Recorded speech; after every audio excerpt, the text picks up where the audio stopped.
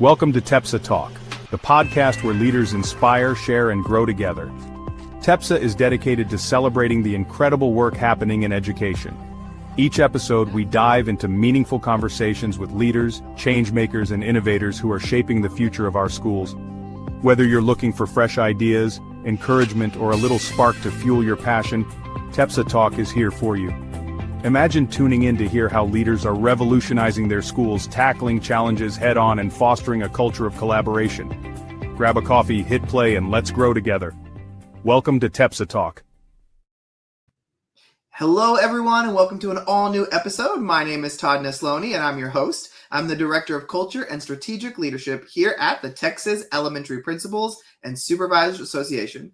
Every week, we get to bring you different amazing people from around the world doing incredible things. And today, we have a dear friend of mine who also happens to be keynoting our TEPSA Summer Conference. And that is the one and only Allyson Apsey. Allyson, thank you so much for being here today. If they don't know who you are, tell them a little bit about yourself.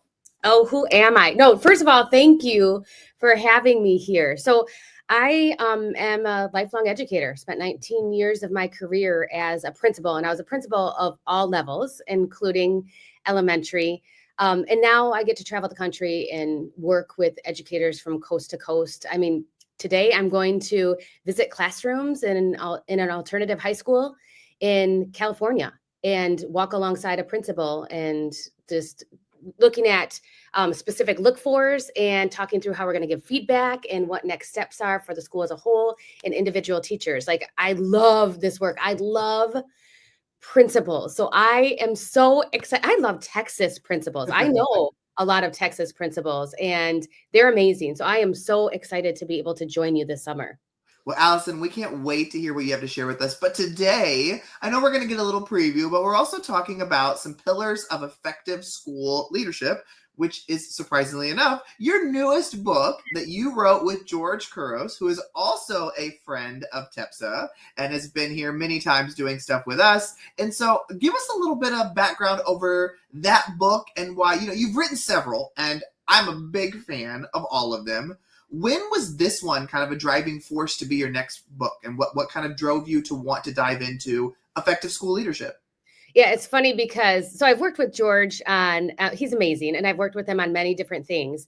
And it's funny, we, have a bantering back and forth relationship, but there was a point where he called me and he said, I want to do Because of a Teacher. So George has two books that are Because of a Teacher, Volume 1 and Volume 2, which are, it's like chicken soup for the teacher's soul and really like actionable strategies also. But he's like, what do you think about like a Because of a Teacher for principals? And he's like, would you co-author it with me and work on gathering contributing authors? And when George asks you something like that, is there any other answer than yes, absolutely? Well, okay. So he calls me and asks me this, and this was years ago. And then radio silence, like I heard nothing. And from George's point of view, then I started bugging him and just like poking him, like, are we going to do this? Are we not going to do this? Because I'm a writer and writers are going to write. And if I'm going to focus on this book, I want to focus on it. And I was so excited about the idea, but it wasn't until actually George paused. And it wasn't until he read my book, Leading the Whole Teacher, and saw, the type of writing that I did in Leading the Whole Teacher, which is including research, scholarly research, including stories, and including actionable strategies. And he's like, that's the kind of book that what makes a great principal needs to be. So then the vision came to life, and we started talking with we started researching the pillars of great principals and looking at principal standards from across the United States, what the research says about effective principals, and then also looking beyond our borders and what are pillars of effective principals across the world in other countries. What are they saying? And in gathering all of that research, we settled on the 5 pillars of what makes a great principal, and then went about getting contributing authors. So I want to tell you a little bit about the contributing authors, but don't want to take too much airspace right now. No, go tell us. Okay. So So we have 15 contributing authors. For each pillar, there's 3, and they wrote a whole chapter. And this was a big deal for these authors because, and you've written books with contributing authors, Todd, but like many of them have not written anything before. So I got to be a writing coach and an editor and got to like work with this book and figure out like how to flow it all together. George writes on each of the pillars. I write on each of the pillars. And then we have those 3 contributing authors. And the contributing authors are mostly teachers. I love it.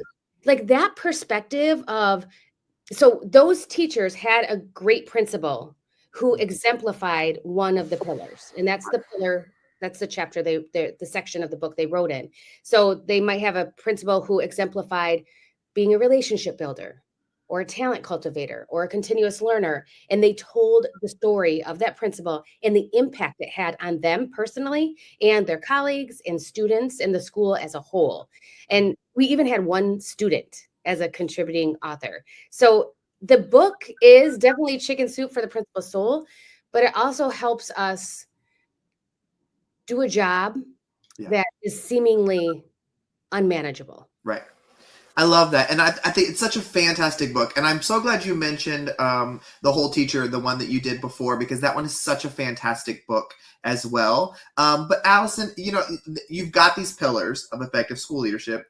You dove into each of them. George did. Y'all worked together. You had these contributors. So which pillar is really resonates with you the most?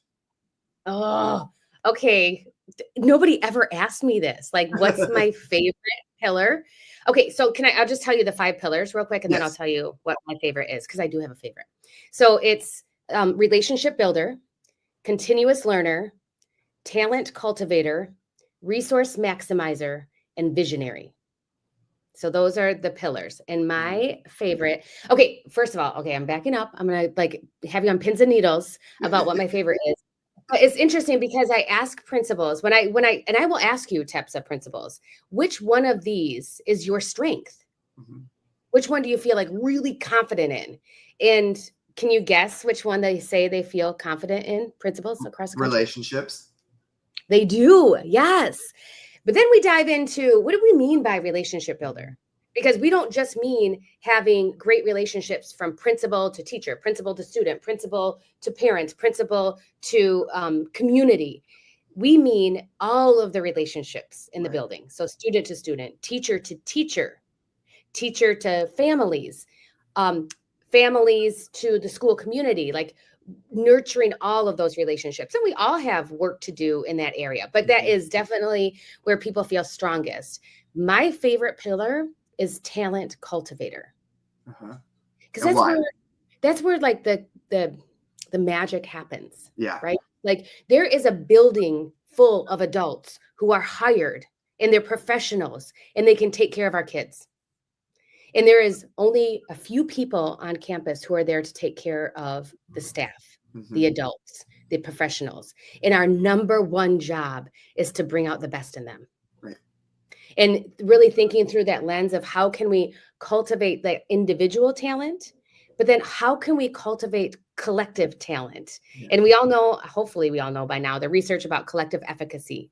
And that research is not just for education. That research is across all fields, like professional or like labor fields. Collective efficacy makes a huge difference on achievement and progress. And collective efficacy means that we're sharing our talents with each other. We're nurturing each other's talents. So it doesn't just all fall on the principal's shoulders or the assistant principal's shoulders, but it's something that we do all together. Like we learn and grow all together. So it is my absolute favorite pillar. And maybe we'll spend a little extra time on talent cultivator because it also is a pillar where principals say they don't feel as strong, that they have some work to do. Well, and that's what I was going to ask next is after doing all this research and working with leaders from around the world all the time, is there a pillar that you see are most people are like, that's my weakness? Do you see that? Is it the talent one or? It is talent cultivator in many places I go, but then also principals don't feel as comfortable with resource maximizer, that pillar. And when we start talking about budgets, I am like completely guilty in that I inherited a budget that I just adjusted from year to year, depending on how many funds we had, right? I didn't look at the line items of the budget and I didn't analyze, is our budget aligned with our vision? Is it aligned with our priorities? Can we do the things we need to do in order to move forward in our goals using this budget? I didn't look through it with that lens. And maybe many Texas principals have, but many of the principals that I meet have not. But then the other things with Resource Maximizer is, 80% or more of a school district's budget is spent on what? Can you guess, Todd? Like manipulatives and printables and things like that. It's people. Well, you duh. know, I put you on the spot. No, I put you on the spot. It is absolutely people. So when we're talking about Resource Maximizer, we have to talk. It's really in conjunction with that talent cultivator, and you principals are a resource. Like, how can we maximize the principal, the other leaders in the building? And then another important resource to consider is time. How can we maximize the use of time? And that's where some other work that I did, Lead with Collaboration, really thinking about how to best utilize staff meetings for collaboration and for moving forward in our goals, because staff meetings are something that traditionally teachers aren't super excited about. And quite honestly, principals aren't super. I don't know who dreads staff meetings more, principals or teachers. So that's another piece of work that I have that we'll bring in as we talk about Resource Maximizer and how to maximize that use of time. And not just staff meetings, but our lives are a series of meetings in education. And how can we utilize all of those meetings to help everyone feel heard and valued, and make sure that we are better at the end of a meeting than we were before it.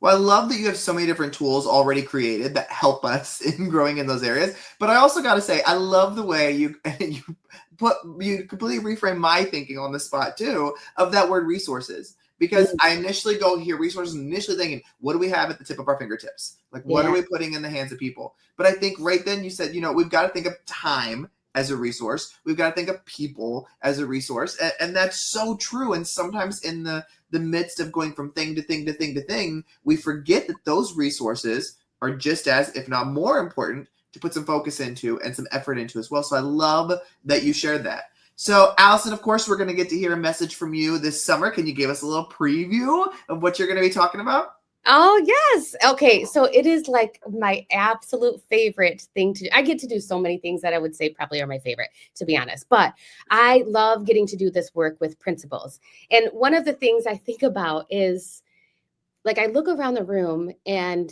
I just think about the hourly wage of every person in that room.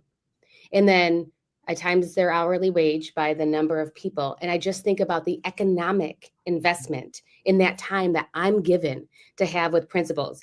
And it is like, that's significant, right? It's time, it's money, and it's given to like me to help lead and help you grow and learn. And I spent 19 years of my life as a principal, and I know that ain't nobody got time for nonsense. Like, if we're going to talk about it, I'm going to share like specific strategies. At the end of the session, I'm going to, you're going to be able to give me your email address, and I'm going to send you all of the strategies. I get emails all the time of, Allyson, I went right back to school and I tried this and I tried this and I tried this. And that is what I love. Like, we're going to have fun together. We'll laugh. I mean, sometimes people cry, but in good cries, like cathartic, right? But it'll be actionable. Like, my favorite compliment was, I walked out of a keynote one time, and so one of the participants said, that was practical as, and she said a swear word, which I won't say right now.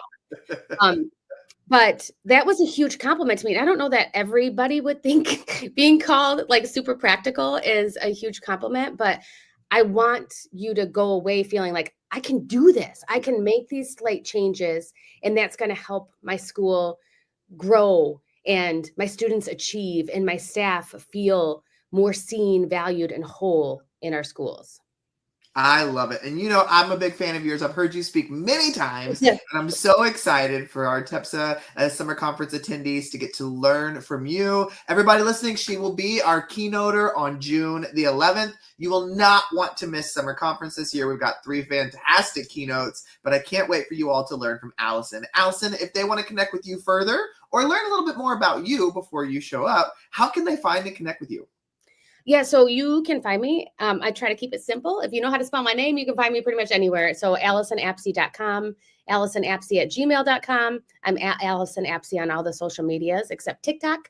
I'm at Allyson Apsey 19. And I am on TikTok, much to my son's chagrin. Like, they're so embarrassed of me when I make them. But well, I like to have fun. So all of those ways. I am a collaboration coach with Creative Leadership Solutions, which is an organization was founded by Dr. Douglas Reeves, who's an amazing educational researcher. If you don't know him, you absolutely should. So I get to do work with schools and coach them alongside my colleagues at Creative Leadership Solutions also. I love it. Well, I hope our attendees and listeners go and connect with you. And we can't wait to see you in June. Allyson, thank you so much. Thank you, everybody, for joining another episode of the TEPSA Talk Podcast. And join us again next week for another all-new guest.